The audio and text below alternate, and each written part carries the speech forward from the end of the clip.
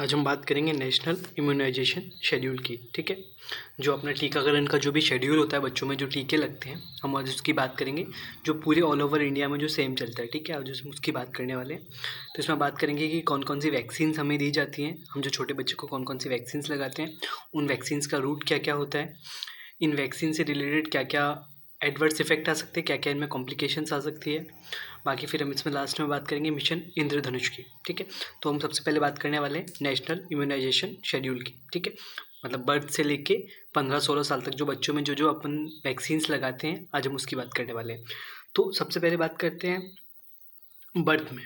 ठीक है, तो एट बर्थ के टाइम पे जो सबसे पहली वैक्सीन हम बच्चों को लगाते हैं, मतलब जब बच्चा जन्म लेता है तो उसके साथ में जो सबसे पहली वैक्सीन उसको लगाई जाती है, बर्थ होने मतलब जन्म होने के तुरंत बाद जो वैक्सीन लगाई जाती है, उसमें सबसे पहले आती है BCG वैक्सीन, OPV और हेपेटाइटिस बी का बर्थ डोज। ठीक है, तो ये जो BCG वैक्सीन है, बेसिलस कालमेट-ग्यूरिन, ये जो वैक्सीन है, ये हमको किस चीज़ से बचाती है? ये बच्चों को बचाती है किससे? TB से। ये TB होने से बचाती है बच्चे में। ठीक है, ओरल पोलियो वैक्सीन हर किसी को पता है, 2 बूंद जिंदगी का पल्स पोलियो जो वैक्सीनेशन का वो चलता है, तो उसमें अपन किस चीज़ से बचते हैं? पोलियो से बचते हैं। फिर हेपेटाइटिस बी का बर्थ डोज होता है। हेपेटाइटिस बी आपको पता है कि लीवर को डैमेज कर सकता है, ये एक वायरल डिजीज़ है, तो ये वायरस से होती है, हेपेटाइटिस बी वायरस से, तो उसके लिए हम ये लगाते हैं। ठीक है, अब जब बच्चा 6 वीक का हो जाता है, जब बच्चा 6 वीक का हो जाता है, तो उसमें कौन कौन सी वैक्सीन लगती है? तो जब बच्चा 6 वीक का हो जाता है, मतलब जब वो बच्चा 1.5 महीने का हो जाता है, तो अब बचपन में हम उसको OPV दे चुके हैं, वो तो बर्थ डोज होता है, तो सबसे पहले अपन लगाते हैं उसको ओरल पोलियो वैक्सीन का फर्स्ट डोज। ठीक है, मतलब OPV का 0 डोज तो लगा दिया था बर्थ में, अब OPV का फर्स्ट। ठीक है, फिर उसके बाद पेंटावेलेंट। ठीक है, अब ये जो पेंटावेलेंट होती है, पेंटा मतलब 5, तो इसके अंदर 5 वैक्सीन्स होती है। पेंटा के अंदर कितनी वैक्सीन्स होती है? पेंटा के अंदर हमारी 5 वैक्सीन्स होती हैं। तो पेंटा के अंदर जो 5 वैक्सीन्स होती हैं हमारी, आज हम उसकी बात करने वाले हैं। पेंटा के अंदर जो 5 वैक्सीन्स होती है, उसमें कौन कौन सी वैक्सीन्स आती है? एक तो आती है DPT। ठीक है, DPT। उसके बाद हेपेटाइटिस बी वायरस की वैक्सीन, हेपेटाइटिस बी वायरस की वैक्सीन। उसके बाद जो आती है वो आती है हीमोफिलस इन्फ्लुएंजा बी।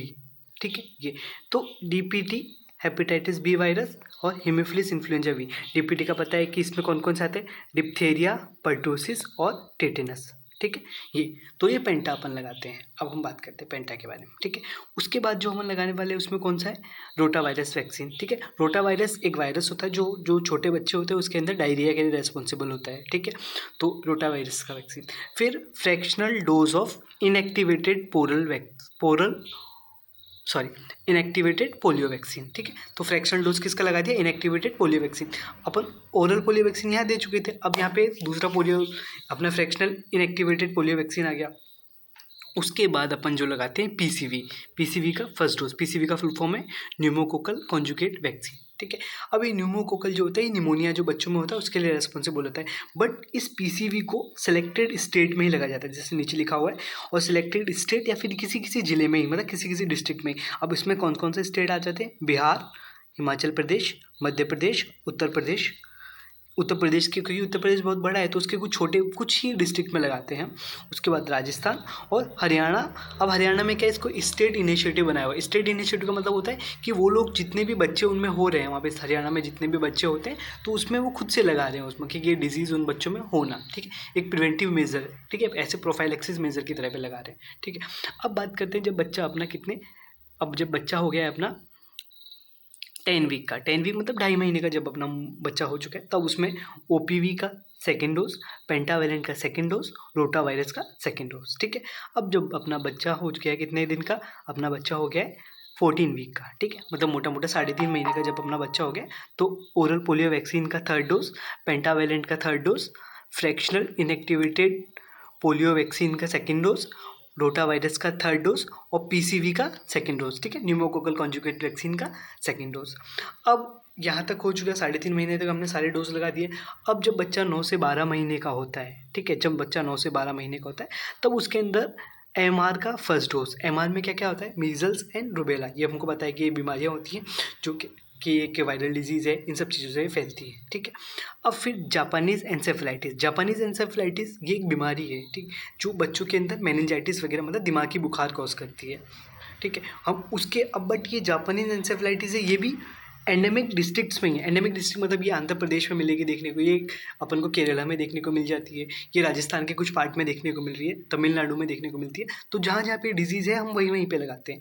फिर पीसीवी का बूस्टर डोज, अब पीसीवी भी जैसे वो अपना जो न्यूमोकोकल कॉन्जुगेट वैक्सीन है ये भी हर जगह पे नहीं है। तो जैसे हरियाणा में इसे स्टेट इनिशिएटिव किया हुआ है, मध्य प्रदेश, उत्तर प्रदेश, वहाँ पे जहाँ जहाँ पे इसके अपन को केसेस देखने को मिल रहे हैं हम वहाँ पे लगाते हैं, ठीक है। अब जब अपना बच्चा 16 से 24 महीने का हो गया है, 16 से मतलब 1.5 से 2 साल का जब बच्चा हो जाता है, 16 से 24 महीने का बच्चा है, उस वक्त पे अपन क्या क्या लगाते हैं उसको, उस वक्त पे उसको लगाते हैं मीजल्स रूबेला का सेकेंड डोज, जापानीज एनसेफेलाइटिस का second dose, DPT diphtheria pertussis tetanus का first booster, oral polio vaccine का बूस्टर, ठीक है।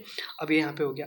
अब ये जो वैक्सीन्स हैं अपनी सारी की सारी, ये बर्थ से लेके 2 साल तक, ये एक तरह से ये एक मेजर वैक्सीन होती है कि ये वैक्सीन हर बच्चे को लेना ज़रूरी होती है, ठीक है। अब ये वैक्सीन की हमने बात कर ली यहाँ पे। अब बच्चा अपना और बड़ा हुआ, बच्चा अपना कितने दिन का हो गया, बच्चा 5 से 6 साल का हो गया। तो यहाँ पे डिप्थीरिया पर्टूसिस टिटनस इसका अपन सेकंड बूस्टर लगाते हैं। फर्स्ट बूस्टर अपन ने लगाया था उसको 2 साल पे, 5 से 6 साल पे डिप्थीरिया पर्टूसिस टिटनस का अपन उसको सेकेंड बूस्टर लगा देंगे। अब जब बच्चा 10 साल का होगा, तो हम उसको क्या करने वाले, tetanus and adult diphtheria TD का डोज लगा देंगे, फर्स्ट वैक्सीन उसको लग जाएगा यहाँ पे। अब जब बच्चा 16 साल का होगा, मतलब 6 साल बाद, टीडी उसको अपन दूसरा वैक्सीन लगा देंगे। यहाँ पे ये पूरी बात हो गई है बड़े बच्चे के बारे में, मतलब 5 से 6 साल से, मतलब 5 से 16 साल के जो अपना बच्चा है अपन उसमें क्या क्या लगाने वाले हैं।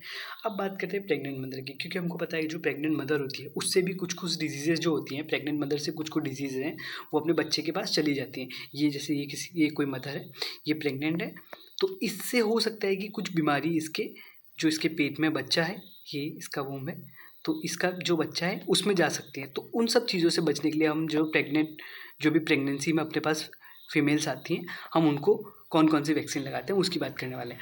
तो उसके अंदर सबसे पहले आती है टिटनस एंड एडल्ट डिप्थीरिया का 2 डोज देते हैं हम, टीडी के 2 डोज देते हैं, और या फिर टीडी के 2 डोज देते हैं, या फिर अगर ऐसा हो रखा हो कि कोई प्रेग्नेंट वुमेन है, यही प्रेग्नेंट वुमेन थी, इसके 2 साल पहले ही एक प्रेगनेंसी हुआ है, 2 साल पहले इसने बच्चे को जन्म दिया है, उस वक्त पे अपने इसको 2 टीडी के डोज दिए थे। अब 2 साल बाद ही वापस से इसको प्रेगनेंसी हो गया, तो उस वक्त पे हम इसको 2 डोज टीडी के ना देकर उसको सिर्फ टीडी का 1 बूस्टर डोज देते हैं, ठीक है। ये हमने इसकी यहाँ बात कर ली है। तो अपना जो नेशनल इम्यूनाइजेशन शेड्यूल है उसके अंदर कौन कौन सी हम वैक्सीन देते हैं, उस वैक्सीन से क्या क्या डिजीज़ हम प्रिवेंट कर सकते हैं, किस किस स्टेट में कौन कौन सी वैक्सीन दी जाती है, हम सब ने उसकी आज बात की है, ठीक है। Thank you.